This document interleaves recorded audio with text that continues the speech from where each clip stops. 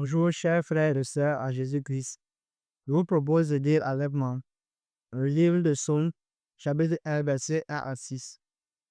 Et l'homme qui ne marche pas selon le conseil des méchants, ne s'arrête pas sur la voie des pécheurs et qui ne s'assied pas en compagnie des moqueurs, mais qui trouve son plaisir dans la loi de l'Éternel et que la médite toujours aimé.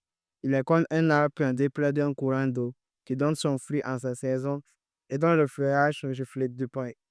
Tout ce qui est fait de réussir. Il n'en est pas ainsi des méchants. Ils sont comme la paille que le vent d'ici.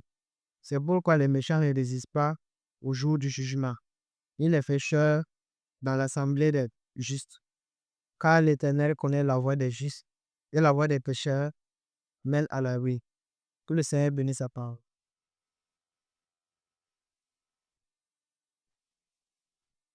Bonjour, chers frères et sœurs en Jésus-Christ. Que le Seigneur vous bénisse et vous garde. Je vous propose la lecture dans le livre de Josué, le chapitre 24. Josué, chapitre 24. Là, nous voyons qu'après la mort de Moïse, Josué est chargé de conduire le peuple d'Israël en Canaan. Alors donc, dans le chapitre 24, il va prononcer un grand discours très émouvant. Tellement émouvant, il va dire d'abord au verset, la fin de son discours, il va dire au verset 14, « Maintenant, criez l'Éternel et servez-le avec intégrité et fidélité. Faites disparaître les dieux qu'ont servi vos pères de l'autre côté du fleuve et en Égypte, et servez l'Éternel. » Verset 15. « Et si vous ne trouvez pas bon de servir l'Éternel, choisissez aujourd'hui qui vous voulez servir, ou les dieux que servaient vos pères au-delà du fleuve, ou les dieux des Amoréens dans le pays desquels vous habitez. Moi et ma maison, nous servirons l'Éternel. » Amen. Alors, c'est par là maintenant que le peuple va répondre au verset 18. À la fin du verset 18, il dit, « Nous aussi, nous servirons l'Éternel, car il est notre Dieu. » Nous aussi, nous servirons l'Éternel, car il est notre Dieu. C'est là que Josué, au verset 19, il va les répondre. Vous n'aurez pas la force de servir l'Éternel, car c'est un Dieu saint, c'est un Dieu jaloux. Il ne pardonnera point vos transgressions et vos péchés. Amen. Parce que Josué, qui a cheminé avec Moïse, il connaît vraiment ce peuple. Et à deux reprises, ce peuple avait déjà promis à Moïse d'obéir à Dieu avant même d'avoir entendu toute la loi. Mais à peine quelques semaines plus tard, nous les voyons adorer le veau d'or. Ça se trouve dans Exode chapitre 33. Moïse est monté sur la montagne pour recevoir la loi. Et il a fait 40 jours et 40 nuits. Les Amourites qui se sont impatientés. Alors, ils se sont fabriqués un veau d'or. C'est vrai, en disant, nous aussi, nous allons adorer l'Éternel, c'est une sincérité. Mais cette sincérité ne les a pas gardés de l'idolâtrie. Beaucoup croient aujourd'hui encore que leurs bonnes intentions suffiront à plaire au Seigneur. Mais non. Il faut une vie transformée par la grâce. Le cœur de l'homme, livré à lui-même, est incapable de rester fidèle à Dieu. Jérémie va nous le dire, Jérémie chapitre 17. Jérémie 17, le verset 9. Jérémie 17, verset 9. Le cœur est tortueux par-dessus tout et il est méchant. Qui peut le connaître? Alors moi, l'Éternel, je prouve les cœurs, je sonde les reins pour rendre à chacun selon ses voies, selon le fruit de ses œuvres. Amen. Le cœur humain est tellement tortueux. Il est vraiment méchant. Sauf Dieu seul le connaît. Donc nous voyons que la sincérité, sans la puissance de Dieu, mène toujours à l'échec. Beaucoup de croyants sincères, ils vivent dans la défaite ainsi parce qu'ils comptent sur leur propre force. Israël croyait qu'il suffirait de décider de suivre Dieu. Et bon, ça suffit. Mais Josué les avertit, dans le verset 19 de Josué 24, vous n'aurez pas la force de servir l'Éternel, car c'est un Dieu saint, c'est un Dieu jaloux. Amen. Josué, en disant cela, ce n'est pas les dire de renoncer à servir l'Éternel.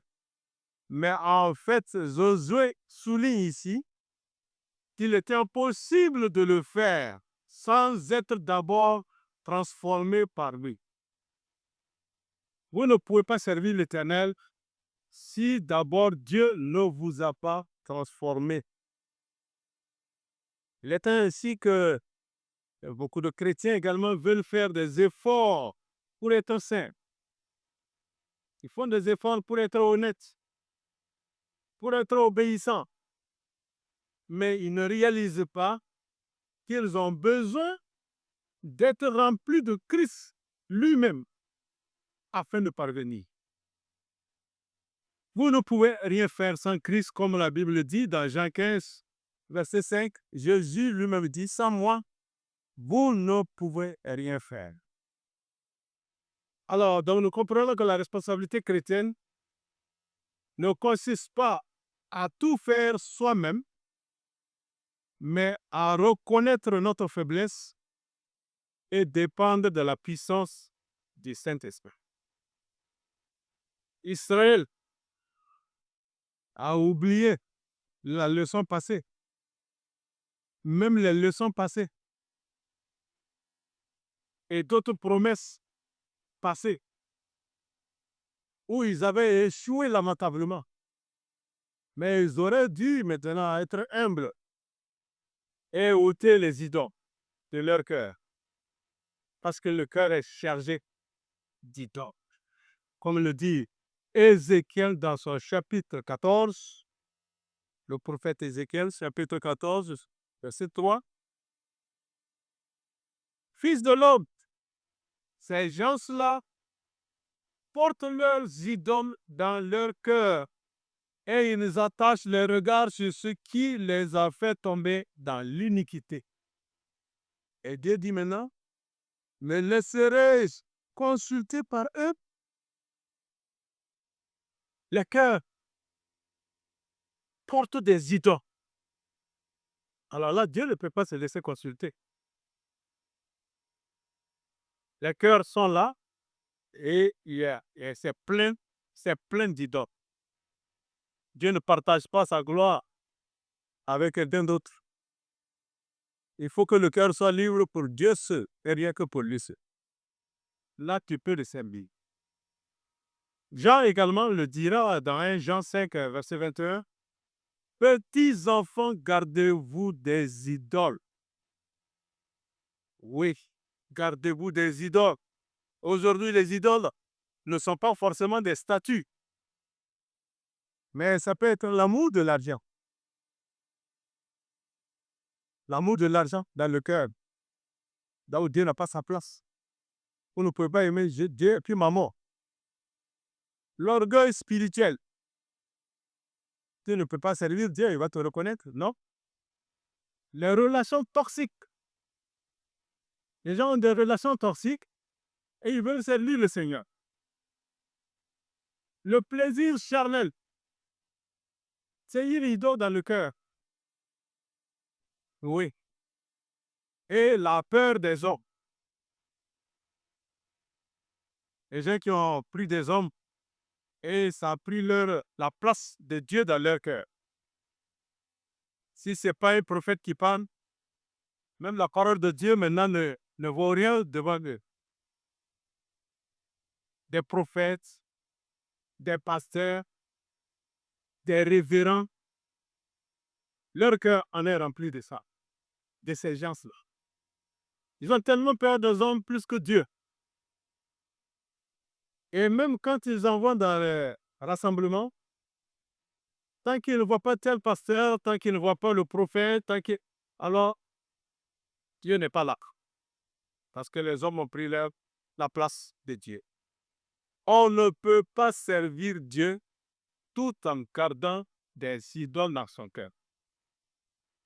Dans la vie chrétienne, les expériences d'hier aussi ne suffisent pas pour triompher aujourd'hui. Il ne suffit pas d'avoir été fort hier, mais il faut être toujours connecté à Christ tous les jours. Oui, seule la grâce de Dieu est la seule solution. Mais Israël aurait dû dire, Seigneur, mais nous voulons te servir, mais fortifie-nous. Sans toi, nous ne pouvons rien faire. C'est ce qu'il aurait dû dire. Parce qu'à maintes reprises, ils ont réussi lamentablement. Quand bien nous avaient la bonne volonté de servir le Seigneur. L'idolâtrie, les idoles prennent la place. Paul également l'a bien compris ça. Et nous dira dans Galates 2, 20, je suis mort avec Christ, si je vis, ce n'est plus moi qui vis, mais c'est Christ qui vit en moi. Jésus a pris sa place dans le cœur de l'apôtre Paul.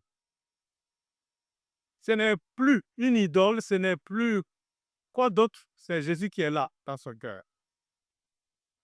Parce qu'il le dira encore dans Philippiens 2, c'est ce Dieu-là qui produit en nous le vouloir et le faire, selon son bon plaisir.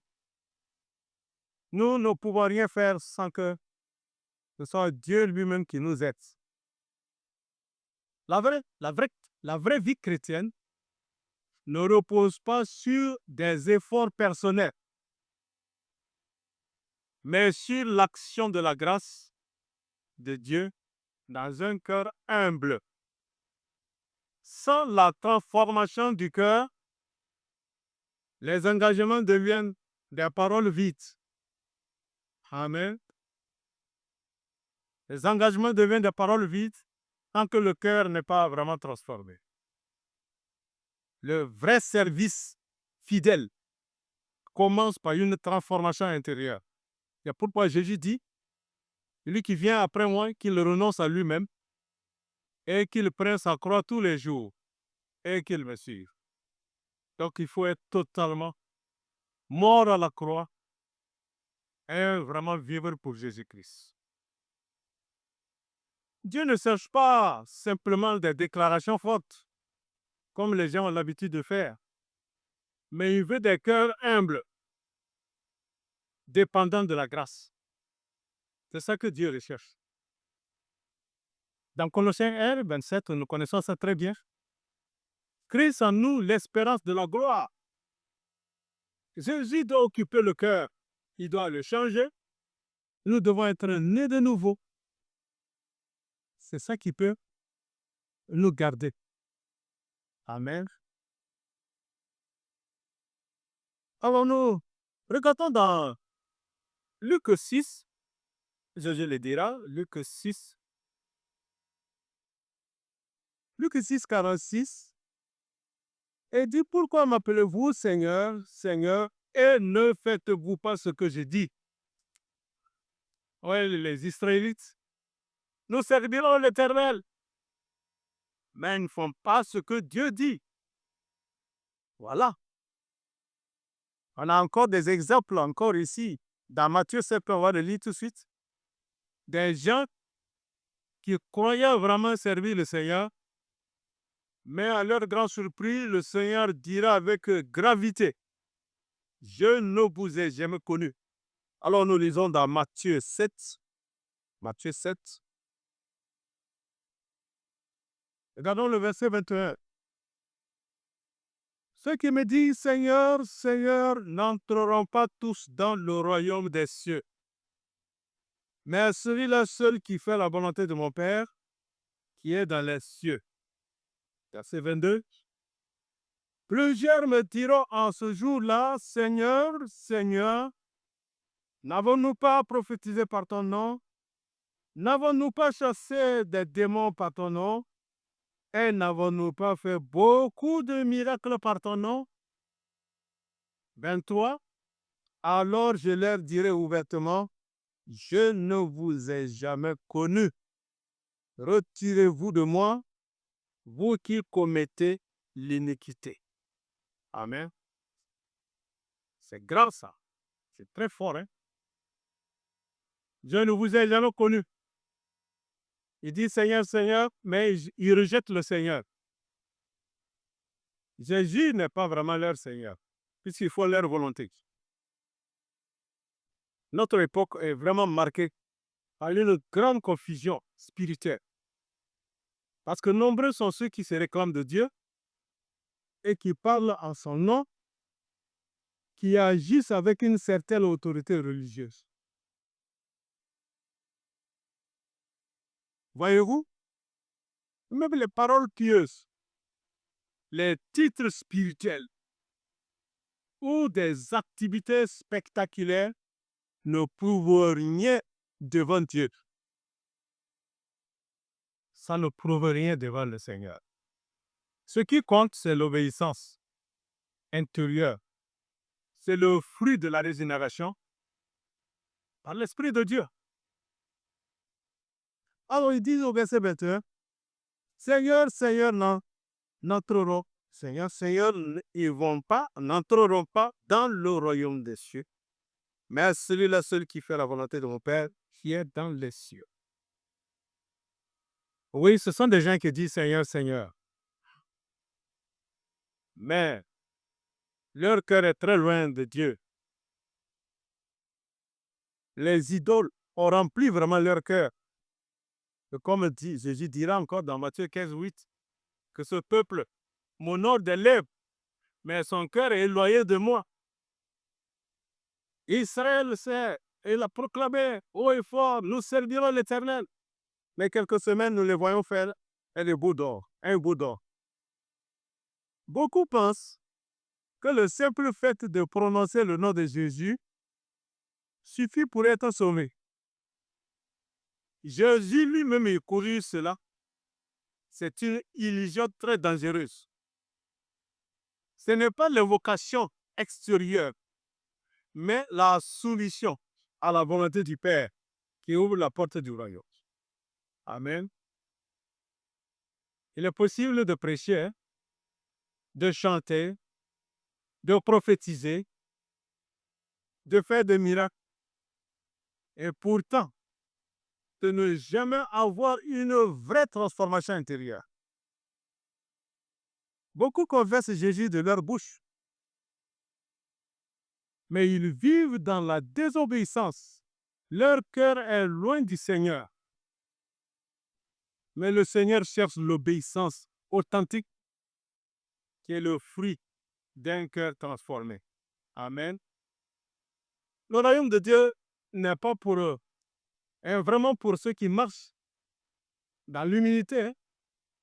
Ceux qui marchent dans toujours la repentance, dans l'obéissance, avec une vie soumise à sa volonté. Amen. Oui, ces gens-là disent au verset 22 de Matthieu 7, et diront, Seigneur, Seigneur, n'avons-nous pas prophétisé par ton nom? N'avons-nous pas chassé des démons par ton nom? Et n'avons-nous pas fait beaucoup de miracles par ton nom? Amen. Donc ces personnes semblent avoir fait des choses impressionnantes. Mais Jésus leur répond, je ne vous ai jamais connu. Retirez-vous de moi, vous qui commettez l'iniquité. Alors cela nous montre que le ministère n'est pas une preuve de salut. On peut opérer des signes sans être né de nouveau. C'est dire que les œuvres extraordinaires ne prouvent pas une vraie relation avec Dieu. C'est ce qui se passe ici. Des œuvres extraordinaires. Chasser les démons, faire des miracles, guérir les malades. Judas, non, elle est une preuve tragique. Judas Iscariote, le disciple de Jésus, il a marché avec Jésus. Jésus les a envoyés aller prêcher, aller guérir les malades. Et Judas a vu les miracles. Il a reçu l'autorité. Il a chassé les démons. Mais son cœur n'a jamais été transformé, n'a jamais été régénéré. Amen. Et finalement, on a vu la suite. Il a trahi le Seigneur pour de l'argent. Et son destin a été scellé. Donc, c'est l'idole. Son idole, c'était l'argent, l'amour de l'argent. Il ne pouvait pas gagner Jésus-Christ dans son cœur. Et Jésus dira alors dans Matthieu 26, par rapport à Judas, Matthieu 26, verset 24, le Fils de l'homme s'en va comme selon ce qui est écrit de lui, mais malheur à l'homme par qui le Fils de l'homme est livré. Mieux vaudrait pour ce temps qu'il ne fût pas né. Mieux vaudrait qu'il ne soit même pas né. Amen. À c'est l'obéissance vaut mieux que le sacrifice. Dans 1 Samuel 15, 22. Parlons toujours de ce Judas. Il avait un ministère. Hein? Oui, il avait un ministère, mais il n'avait pas de relation avec le Seigneur. Nous comprenons que ce n'est pas parce que Dieu t'utilise que tu es sauvé. Dieu peut même parler par un âne. On a vu, hein? L'âne de Balaam. Dieu l'a fait parler, non? Mais l'âme n'est pas spirituelle. Donc le salut vient de la régénération intérieure, pas de la fonction extérieure. Amen. Ce que Dieu reconnaît, c'est un cœur obéissant, qui est né de l'esprit.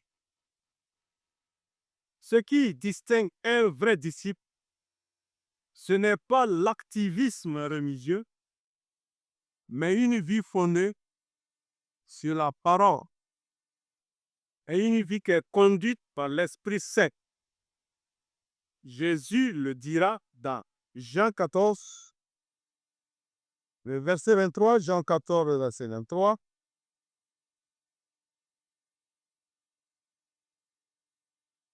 Jésus lui répondit, « Si quelqu'un m'aime, il gardera ma parole, et mon Père l'aimera, nous viendrons à lui et nous ferons notre demeure chez lui. » Amen. Nous ferons notre demeure chez lui. Et aussi dans la parabole des 10 vierges, nous comprenons également par là.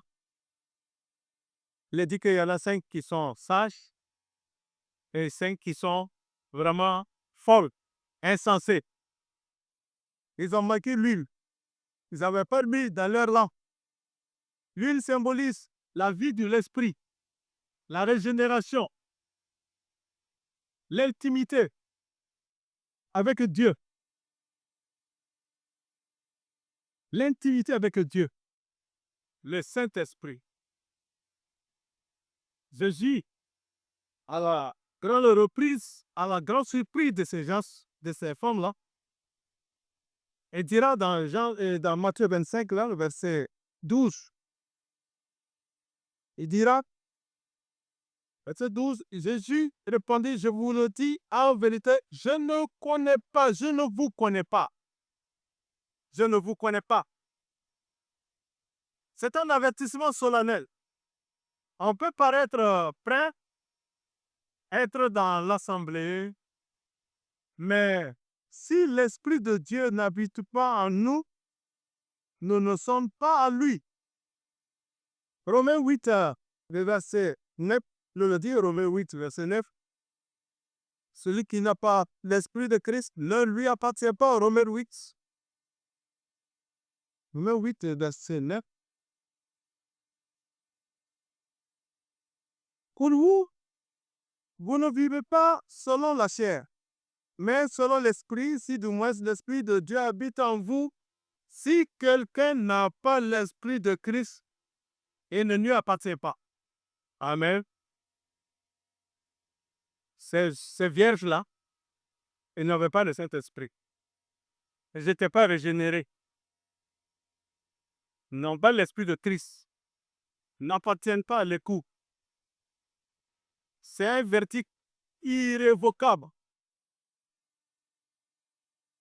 À ceux qui auront vécu dans l'iniquité cachée, Jésus ne dira pas « Je vous ai connu, mais comme vous m'avez abandonné, je ne vous connais plus. » Mais ce ne sera pas comme ça, il va dire « Je ne vous ai jamais connu. » Amen.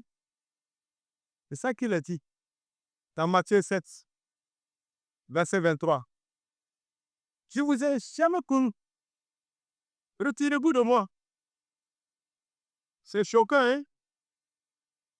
Mais c'est le Seigneur qui fait pour ça. Ces paroles sont tellement terribles. Ces paroles montrent qu'il est possible de paraître comme un chrétien sans jamais l'avoir été vraiment.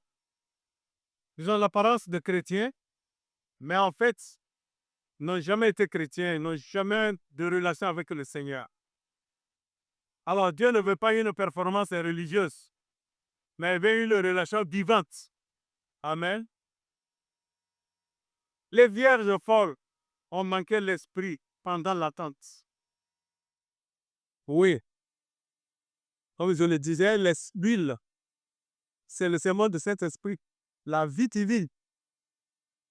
Alors, lorsqu'elles sont venues, alors j'ai vu la porte qui est fermée. Alors que l'huile, là, ça ne se prête pas. Chacun doit avoir une vie régénérée par l'Esprit de Dieu. On ne prête pas ça à quelqu'un.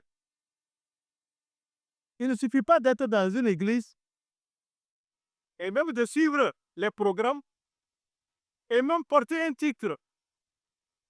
Pasteur, diacre, prophète, c'est pas, hein? Tous ces titres-là. Et, par contre, on n'est même pas là de nouveau. C'est ça qu'on doit se demander. Est-ce que Dieu me connaît? S'il y a une question à se poser, chacun doit demander, est-ce que Dieu me connaît? Parce que le jugement sera connu sur la connaissance mutuelle. La vraie question du salut n'est pas seulement, est-ce que je connais Jésus? Mais surtout, est-ce que Jésus me connaît? Puisqu'il dira que je ne t'ai jamais connu. Jésus dit dans Jean 10, 14, oui, je suis le bon berger. Jean 10, 14. Dans 10, 14. Je suis le bon berger, je connais mes brebis et elles me connaissent. Amen. Jésus connaît ses brebis et les brebis également connaissent le berger. Et si la connaissance n'est pas intellectuelle, mais c'est relationnel, elle découle d'un cœur transformé par la grâce, un cœur qui est humble, un cœur qui est obéissant, un cœur qui est fidèle dans les petites choses. Amen. C'est ça. Frères et sœurs, Dieu ne veut pas des chrétiens de passade, mais des disciples authentiques, transformés, obéissants, remplis de l'Esprit. L'apparence ne sauve pas. Les dons aussi ne sauvent pas. Seule la foi véritable qui produit l'obéissance qui sauve. Amen. Dans 2 Corinthiens, chapitre 13, il nous demande, chacun doit, 2 Corinthiens, chapitre 13, chacun doit s'examiner toujours. Chapitre 13, verset 5. Examinez-vous vous-même pour savoir si vous êtes dans la foi. Éprouvez-vous vous-même. Ne reconnaissez-vous pas que Jésus-Christ est en vous, à moins peut-être que vous ne soyez réprouvés. Chacun doit s'examiner tous les jours et doit s'éprouver, est-ce que vraiment Jésus me connaît? Est-ce que je suis vraiment dans la foi? Aujourd'hui encore, nous sommes dans le temps de la grâce. Et répands-toi, confesse, obéis. Laisse Jésus régner en toi. Pas seulement sur tes lèvres, mais dans ta vie. Car il viendra un temps où la porte sera fermée. Amen. Choisis la vie étroite. Choisis la foi, et la voie plutôt, la voie étroite de l'obéissance. Parce qu'il est facile de se tromper soi-même avec des apparences religieuses, mais Dieu ne regarde pas à ce qui frappe les yeux. Dieu examine le cœur. Amen. Dans 2 Timothée 2, 2 Timothée 2, verset 19. Néanmoins, le souci fondement de Dieu reste debout avec ses paroles qui lui servent de sceau. Le Seigneur connaît ceux qui lui appartiennent. Et quiconque prononce le nom du Seigneur, qu'il s'éloigne de l'iniquité. Amen. Le Seigneur connaît ceux qui lui appartiennent. Et ceux qui lui appartiennent, ils s'éloignent vraiment du péché. Ne bâtis pas ta foi sur ce qui fait, sur ce que tu fais, mais plutôt sur ce que Dieu fait en toi. Amen. N'oublions pas que nous sommes sauvés pour accomplir les œuvres que Dieu a préparées d'avance. Mais nous ne sommes pas sauvés par les œuvres. C'est pourquoi il ne faut pas bâtir d'abord sur ce que tu fais pour Dieu, mais plutôt ce que Dieu fait en toi. Amen. Marche dans l'humilité, marche dans la repentance quotidienne et l'écoute attentive de sa parole. Amen. Frère et sœur, pose-toi la question, est-ce que je suis connu de Dieu? Est-ce que mon cœur appartient vraiment à Dieu, à Jésus? N'attends pas le dernier jour pour découvrir que Jésus ne t'a jamais connu. N'attends pas le dernier jour pour savoir ça. Ce serait déjà trop tard. Reviens à la croix. Humilie-toi. Laisse l'Esprit t'éclairer et te régénérer. Aujourd'hui encore, c'est possible. Si vous entendez sa voix, n'en ce n'est pas votre cœur. Il peut se répartir. Amen. Alors, c'est pour la raison que Josué, au soir vraiment de sa vie, il était obligé de parler comme ça aux Israélites. Oui, il faut enlever les idoles dans vos cœurs. Josué l'a dit bien. En 24, verset 13, 23, il a dit « ôtez donc les dieux étrangers qui sont au milieu de vous et tournez votre cœur vers l'Éternel, le Dieu d'Israël. » C'est ça. Il fallait que Josué prévienne ces Israélites parce que leur cœur était occupé des idoles. Aujourd'hui encore, il y a beaucoup d'idoles dans le cœur des hommes. Ézéchiel dit que ils ont chargé les idoles dans leur cœur. Et Dieu dit qu'il ne va pas se laisser consulter.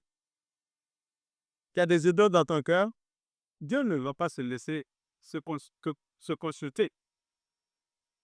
Dieu veut la grâce totale pour lui.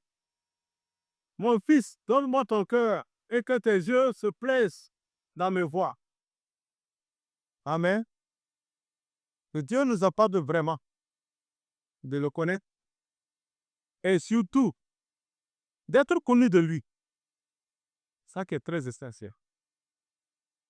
Connaître Dieu, c'est vrai, mais que Dieu te connaisse. Jésus dit, je connais ceux qui sont en lui. Il connaît même ses brebis. Il les appelle par leur nom. Et ses brebis le suivent. Ses brebis connaissent sa voix. Et ça qui nous interpelle, bien-aimés frères et sœurs. Alors pensons-y. Et laissons-nous vraiment toucher par cette parole.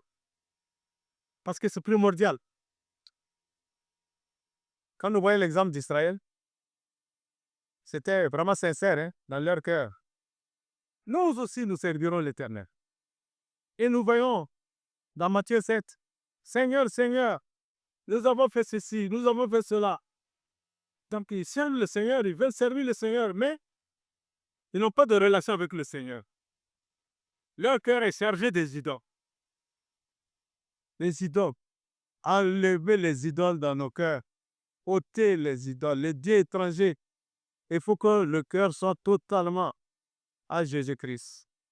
Que Dieu bénisse sa parole. Le Seigneur le conduise vraiment dans sa voie. Et que nous soyons vraiment connus de lui. Amen. Gloire au Seigneur. Amen.